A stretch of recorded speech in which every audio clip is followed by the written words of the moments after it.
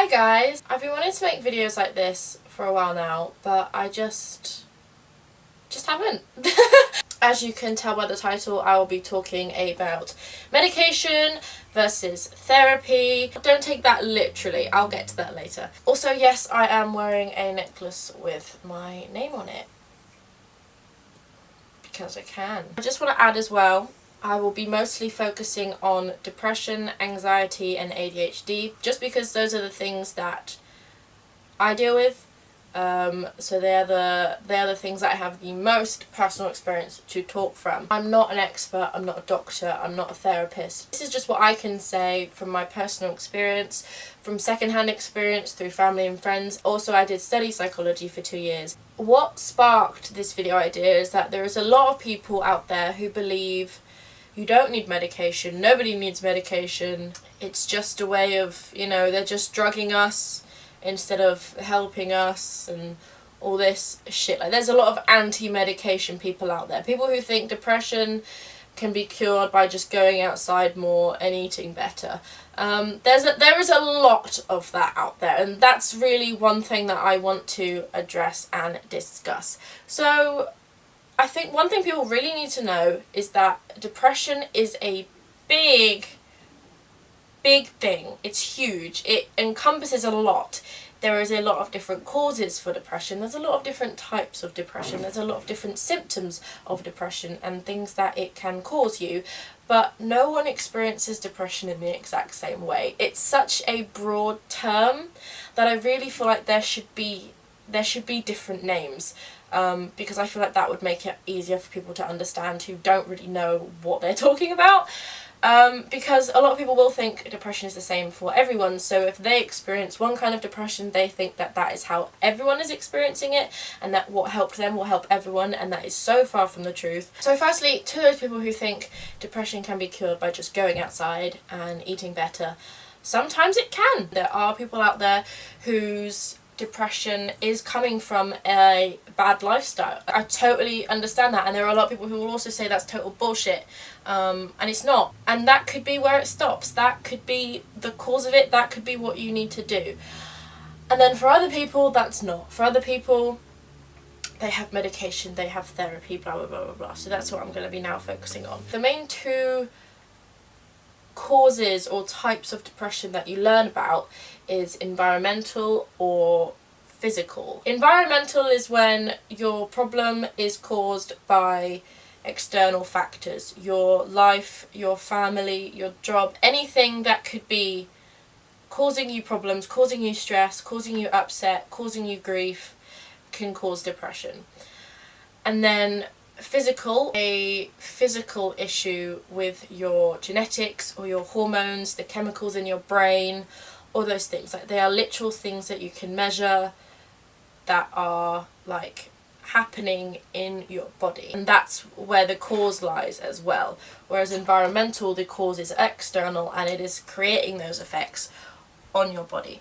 So that's basically kind of where medication versus therapy sits. Okay, so people can be depressed from the life that they're in and what's happening to them, or what's happened to them if they've been through any trauma or any stress. Those things can cause depression and create those symptoms of fatigue, misery, suicidal thoughts, suicidal tendencies, a whole host of shitty things that come with depression and that is created by depression. And what is also so important to remember about people experiencing it differently is that some people's depression can give them insomnia, some people's depression can give them fatigue, some people's depression can give them both, which I will tell you is the worst fucking combination out there.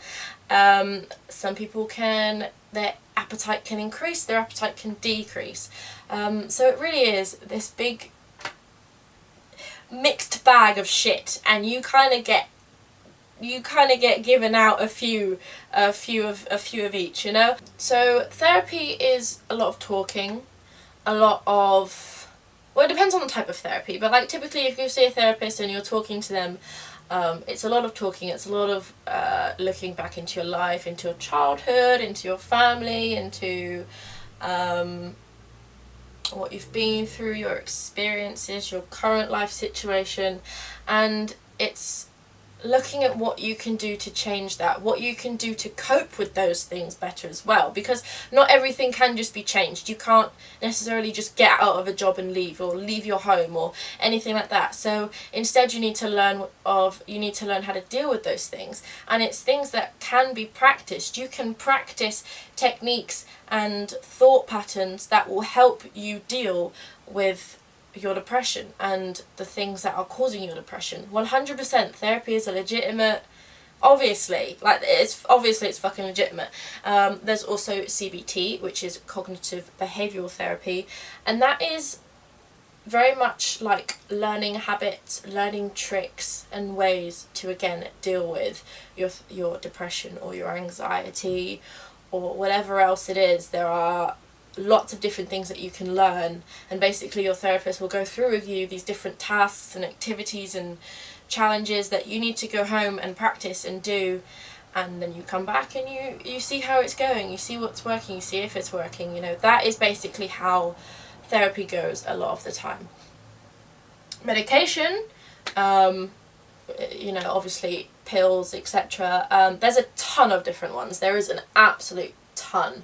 So if you're someone who has tried one medication and it didn't work for you, that's not to say another one won't. So it can be a lengthy process of trial and error. But basically, people who need medication, and there are people who need medication, therapy is not going to work for them. For those people, they have a chemical imbalance in their brain. They have literal physical issues that if you took their brain out, you could measure the levels that is in there. I think you can do that anyway, but as I said, I'm not an actual brain surgeon or fucking psychologist, so I don't know the ins and outs. You can measure these things. You can scan and see the different parts of the brain and how big they are and how small they are, and those things affect how you feel. Those things affect how you think, and it's not something you can choose or you can control just by thinking yourself out of it. Try and think yourself into having a higher amount of a chemical in your brain. So that's why it pisses me off when a lot of people will just completely discredit medicine and say you don't need it, you just need to go outside, or you need therapy. No. What has been diagnosed as depression is something I have felt my entire life, and it also runs in my family. So without a doubt there are physical causes in my depression. There is issues with my brain, how it works, the amount of chemicals it has in it, the amount of chemicals it produces, the amount of chemicals it is able to use and absorb, and all those different things. There is an issue with that, and no amount of talking about it is going to fix it, right? And I've been to therapy. I have had multiple counsellors and therapists, and they were nice. They definitely helped me in some aspects, but it definitely didn't fix it. It definitely did not do what I needed it to do. So I tried medication, and I've been on medication for 1.5 years now, I think, and it has definitely changed my life, 100%, and I don't want to stop taking them. For a lot of people, their medication that they try at first won't work, or it will have really bad side effects, so I totally understand that, and I'm not saying that you should be taking the medication if you don't like it. You know, it's a personal choice, 100%, but it is a valid choice, and I feel like a lot of people are made to feel weak for I don't know, almost giving in and taking medication. Medication is not a last resort. It is a valid choice that some people need. It is not because they're too lazy to do therapy. It's not because they don't exercise enough and work hard enough at their depression. It's because they need it. The same way someone who needs to take insulin for diabetes, people need to take medication for the chemicals in their brain, for the dopamine, for the serotonin. Okay, those are vital chemicals that will completely change how you think and feel about life. And I feel like people really underestimate the importance of those things. It's a literal chemical. That is what your brain is doing. Everything that you think and feel is caused by chemicals in your brain and how your brain is working with them. how do people not actually like think about that concept and understand it? So as I was saying, for me personally, I take citalopram. I started off on 10 milligrams, went up to 20 milligrams, went up to 30 milligrams, and I'm on 40, which is the highest dose you can have for this medicine. And I am worried that that is going to eventually stop working, because the 10 stopped working, so I went up to 20, the 20 stopped working, I went up to 30.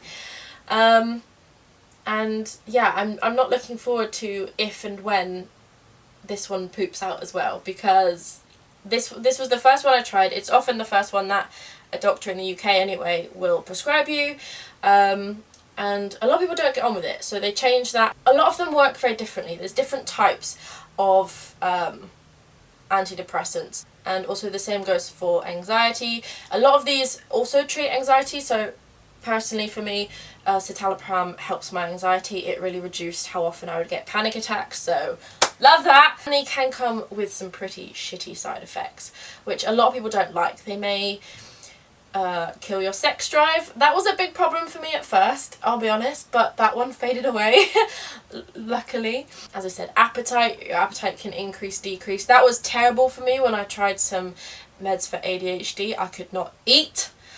All I wanted to do was sleep. It was the worst thing I'd ever taken in my fucking life. I hated it. So I want to talk, you know, my personal experience now with citalopram and how it helped me.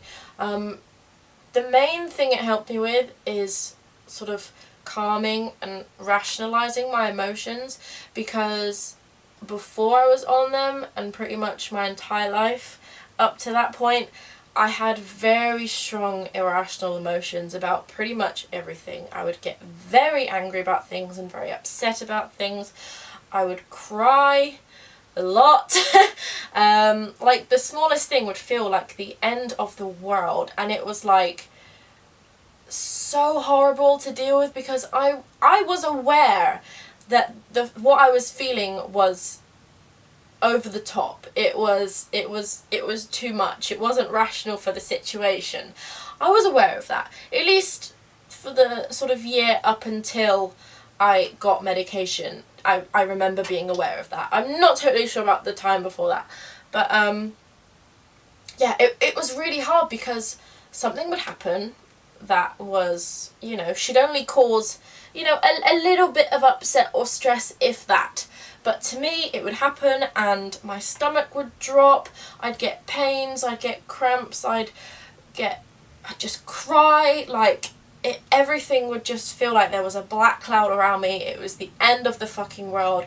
It was all I could think about. I wouldn't be able to do anything else. Nothing would be able to distract me from this feeling. So it would completely ruin my day, or my week, or my month. However long I was upset about these things, they would just totally consume me. And it really did. It would fuck up like how much work I'd be able to get done, how much sleep I had. It was awful, honestly awful, and that is the main thing that citalopram has helped me with. I don't really get that as much, and it's really calmed down. And the first time I noticed that was probably about 3 weeks after I started taking them. Something happened. I think someone said something to me or did something, and I remember looking at it thinking, fuck, this is going to upset me. I'm going to be really upset about this. Oh my god, no. I don't have the time to be this upset about this. Fuck. And like, I was waiting for it to happen because I was so used to that happening, and it just didn't. It was like, I was expecting this like wave of dread and upset and misery and tears to like just rush over me, and it never did. And I remember laying there like, I don't care. Why don't I care? Is this what this feeling is? Why am I not upset right now? Like, it was so bizarre to me to just feel fine. Like, yeah, so that was amazing, and I was like, yep, I'm sticking with these for as long as this works, because it's great.